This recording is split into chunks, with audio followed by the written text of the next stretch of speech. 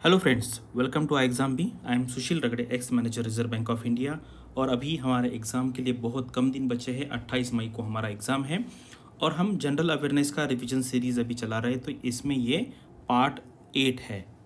इसमें हम बैंक से रिलेटेड न्यूज़ देखेंगे। और आपको पता है डेली बैंक से रिलेटेड कुछ ना कुछ आते रहता है, तो पूरे साल में कम से कम 1000-2000 तो न्यूज़ आई होंगी। लेकिन क्या हमें कुछ न्यूज़ अच्छी सी सिलेक्ट करके आपको देना था, तो इसलिए ये जो वीडियो है शॉर्ट वीडियो होगा। क्योंकि अभी आपको मुझे पता है कि आपका एग्ज़ाम काफ़ी पास में है, तो ये 15-20 मिनट का वीडियो होगा जिसमें हम 15 अच्छी क्वालिटी न्यूज़ यहाँ पर कवर करने वाले हैं। तो चलिए, which state government has launch a scheme to provide the personal loans for prisoners with the aim to improve the living standard of the families of the inmates.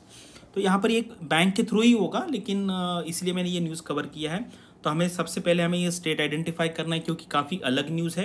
तो आप यहाँ पर आंसर देने का ट्राई कीजिए, देन अगले slide में आप इसका आंसर देख सकते हैं। तो इसका आंसर है महाराष्ट्र। तो कौन सा बैंक है यहाँ पे? Maharashtra state cooperative bank. ठीक है। अगर आपको रूरल जो स्ट्रक्चर पता होगा कोऑपरेटिव वाला, उसमें कैसे होता है, सबसे ऊपर के लेवल पे एक होता है, उसको कहते हैं एससीबी, स्टेट कोऑपरेटिव बैंक। उसके अंडर होता है डीसीसीबी, यानी कि district central cooperative banks. And इसके नीचे जो आते हैं क्रेडिट कोऑपरेटिव सोसाइटीज आते हैं, उसको बैंक नहीं कहते, लेकिन वो क्रेडिट स्ट्रक्चर का पार्ट है। इसको पैक्स कहते हैं, प्राइमरी एग्रीकल्चर कोऑपरेटिव सोसाइटी। तो ये जो एपेक्स बैंक है, इसको एपेक्स बैंक कहते हैं। और ये रूरल कोऑपरेटिव क्रेडिट स्ट्रक्चर है। तो ये जो बैंक है महाराष्ट्र का, महाराष्ट्र स्टेट कोऑपरेटिव बैंक, वैसे हर स्टेट में होता है। Madhya Pradesh state cooperative bank, Gujarat state cooperative bank, Karnataka state cooperative bank, इससे मैक्सिमम सारे स्टेट में ये होता है। तो यहाँ पर will give loan under the scheme up to 50,000 at an interest of 7%। The scheme will be implemented on pilot basis at Yerawada central jail, Pune. ठीक है, आप नोट डाउन कर लीजिए। Which rural bank launch a new deposit scheme Vikas Siri Sampat 1111।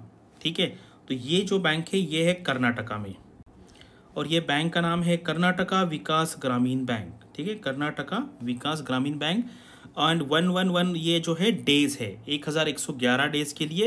And rate of interest यहाँ पर बहुत ही अच्छा मिल रहा है आज के डेट के कंपैरिजन में। अगर आप देखेंगे आज की डेट में रेट्स, अगर आप सेविंग बैंक में रखेंगे तो 3, 3.5, 4 ऐसा %। तो ये एक रेट अच्छा मुझे लगता है यहाँ पर।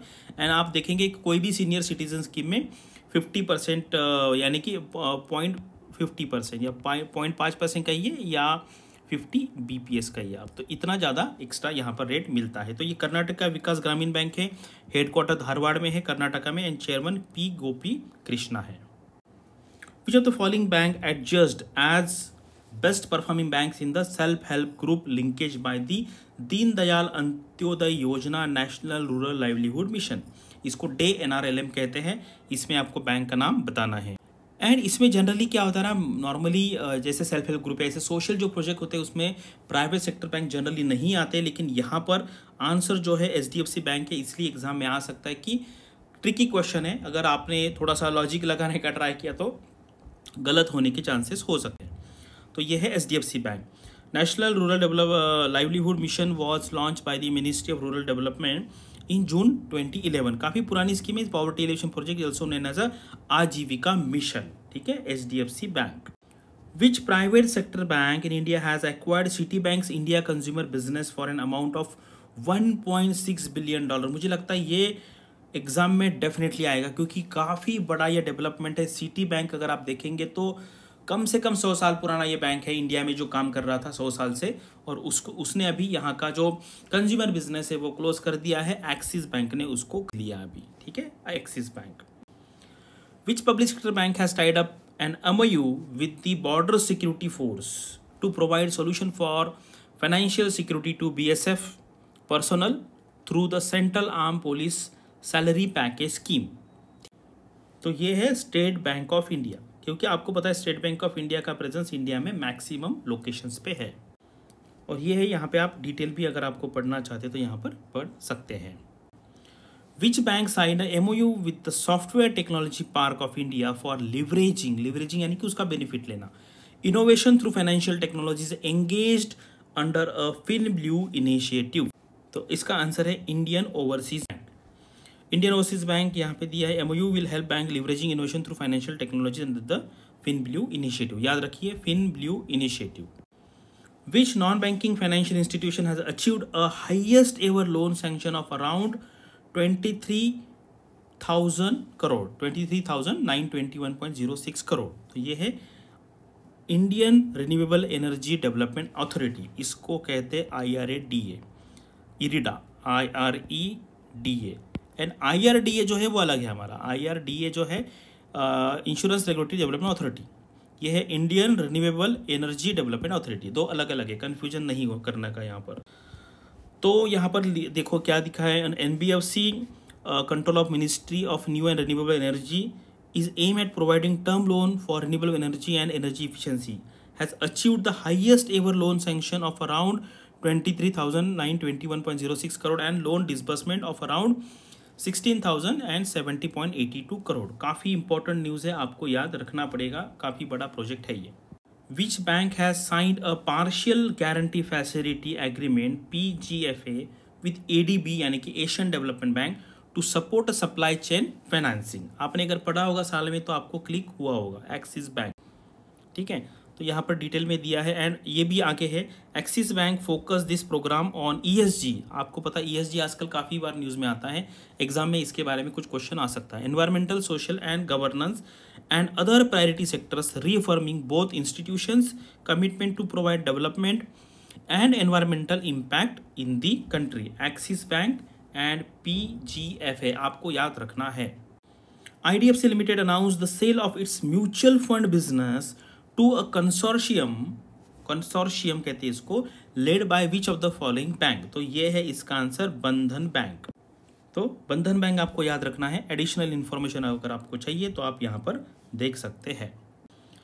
विच bank announce to sell its entire 4% ownership in India SME asset reconstruction company ISARC for almost ₹4 crore. छोटा ही ट्रांजैक्शन लेकिन अलग टाइप का थोड़ा न्यूज़ लगा मुझे, तो इसलिए आपको यहाँ पर इसको अच्छी तरीके से नोट डाउन कर लेना है। ठीक है, तो यहाँ पर ये आप देख लीजिए क्या है। टोटल जो है ना, which translate into 40 lakh equity shares, इसका टोटल प्राइस कम है, नियर अबाउट 4 करोड़ के आसपास, लेकिन ये एक बड़ा डेवलपमेंट है। RBI approves reappointment of Murli M. Natarajan as a managing director and CEO of each of the following bank. DCB bank पहले एक्चुअली ये ना डेवलपमेंट कोऑपरेटिव बैंक था, फिर ये डेवलपमेंट क्रेडिट बैंक बन गया, तो बाद में वो कमर्शियल बैंक बना। पहले ये कोऑपरेटिव बैंक हुआ करता था, urban cooperative bank, DCB bank. Dash bank has recently been awarded the global Celent model bank. ठीक है, ये है IndusInd Celent Model Bank Award under the category Payment System Transformation for building a best-in-class enterprise payment hub। ये छोटे छोटे full form होते हैं, short form होते हैं, हमें याद रखने हैं। Which of the following public sector bank of India recently celebrated its 120th Foundation Day? देखो अगर आप SBI देखेंगे ना, तो SBI का वैसा ओरिजिन बहुत पुराना है, ये 1806 का ओरिजिन है अगर आप ओरिजिन निकालेंगे, क्योंकि 2006 में SBI का एक कॉइन आया था, 200 रुपये का कॉइन। ठीक है, वो कॉमेमोरेटिव कॉइन होता है, यानी कि जिनको कलेक्शन करना है, मेरे पास है वो कॉइन। लेकिन इसका जो एस्टेब्लिशमेंट ईयर SBI का आता है वो आता है 1955। तो उसके बाद फिर अगर आप देखेंगे तो ओल्डेस्ट जो बैंक है, आपको पता होगा, लाहौर में इसका एस्टेब्लिशमेंट हुआ था, लाला लाजपत राय जी ने किया था।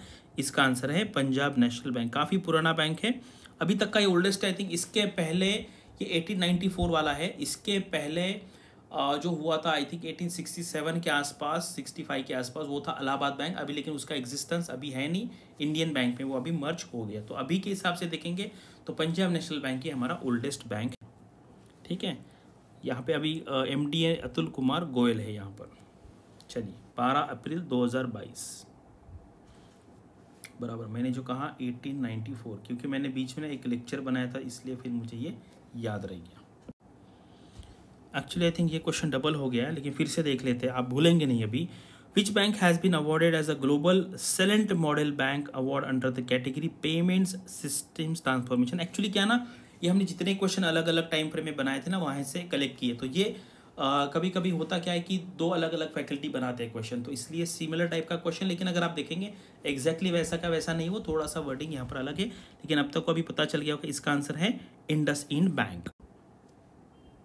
ये कैटेगरी इंपॉर्टेंट रखना, याद रखना पड़ेगा। Payment system transformation for building a best in class enterprises payment hub. Which online payment bank become the official digital payment partner for the प्रधानमंत्री संग्रहालय। ठीक है, अभी प्रधानमंत्री संग्रहालय का रिसेंटली जो इनॉग्रेशन हुआ था, उसके लिए कौन सा बैंक है ऑनलाइन पेमेंट बैंक उनके साथ अरेंजमेंट किया है, पार्टनरशिप अरेंजमेंट? तो ये है पेटीएम। ठीक है, पेटीएम का शेयर अभी बहुत गिर चुका है, अभी देखते हैं आगे क्या होता है।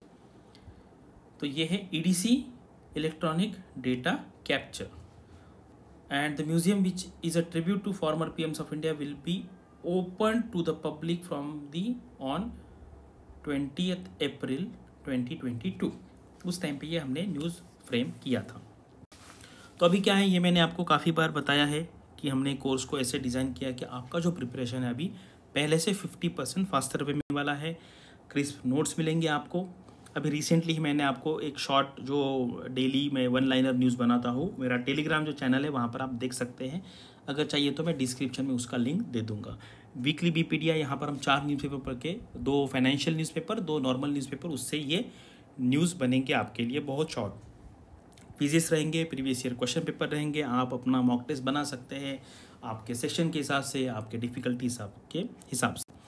तो अभी ये आपका एग्ज़ाम अभी 28 तारीख को ख़त्म होने वाला है। उसके बाद कुछ स्टूडेंट ऐसे है कि जिनको अगर क्लासरूम कोर्स का सपोर्ट चाहिए, ज़्यादा दिन के लिए तो नहीं कर सकते, और मैक्सिमम लोग जो जॉब करते हैं वो इतने दिन के लिए आ भी नहीं सकते, तो हमने ये शॉर्ट कोर्स बनाया है, ऑनलाइन प्लस ऑफलाइन रहेगा। तो 5 दिन ऑफलाइन चलेगा, ये दिल्ली में चलेगा, 31 तारीख से लेके 4 जून तक चलेगा, 31 मई से 4 जून। और मुझे लगता है 4, 5, 6 के आसपास आरबीआई का रिजल्ट आ जाएगा प्रीलिम्स का।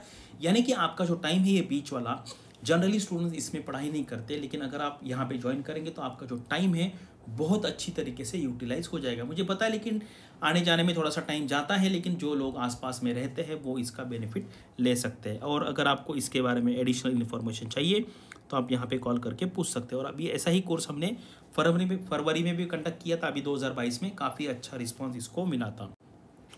बस यही है, वीडियो में जो दिखाया गया है उसको अच्छे से नोटबुक में लिख लो शॉर्ट इसमें, एंड उसका रिवीजन करो। Thanks for watching this video and all the best for your studies and upcoming examinations.